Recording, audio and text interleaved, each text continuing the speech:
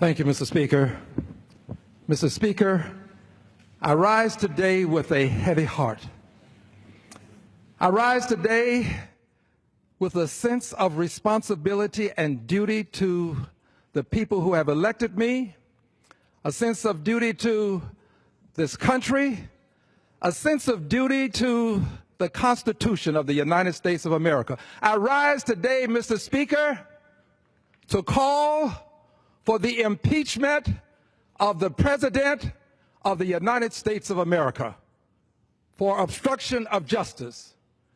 I do not do this for political purposes, Mr. Speaker.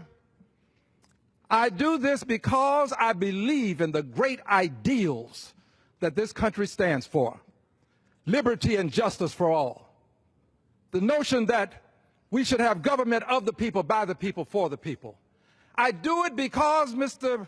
Speaker, there is a belief in this country that no one is above the law, and that includes the President of the United States of America.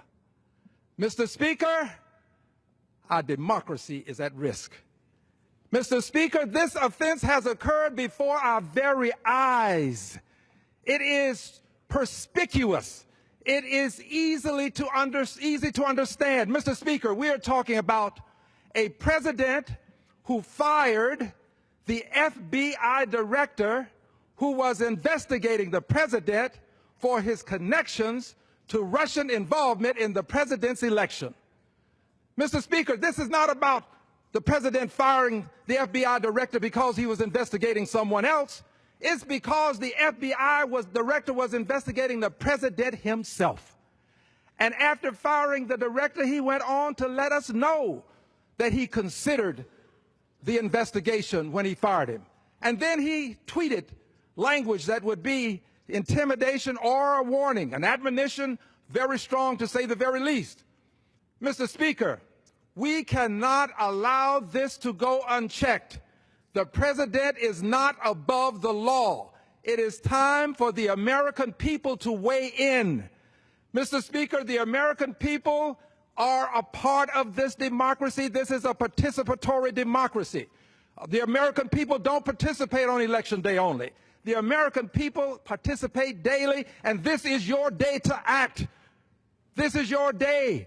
I'm speaking to the American people. It is time for you to act. It is time for you to let us know where you stand. I've seen a poll that indicates that a majority now of those who are being polled are for impeachment. And I've seen another poll that says a plurality of those. Whether it's a majority or plurality, let's let the American people weigh in. The American people should speak up, speak out, stand up so that we will get a sense of what the American people want. This is not something to be taken lightly, and I do not. I think that this is one of the highest callings that a member of Congress has to address. I believe that this is where your patriotism is shown, where you demonstrate to the American people where you really stand. So I take this stand. It's a position of conscience for me. And I have not talked to another person in Congress about this. Each member of Congress has to make his or her own decision, so this is not about my encouraging other people to do things other than the American people. This is about my position. This is about what I believe. And this is where I stand. I will not be moved. The president must be impeached. For those who do not know, impeachment does not mean that the president will be found guilty. It simply means that the House of Representatives will bring charges against the president. It's similar to an indictment, but not quite the same thing. Once the president is impeached, then the Senate can have a trial to determine the guilt or innocence of the president, whether he is guilty or not guilty, to be more specific.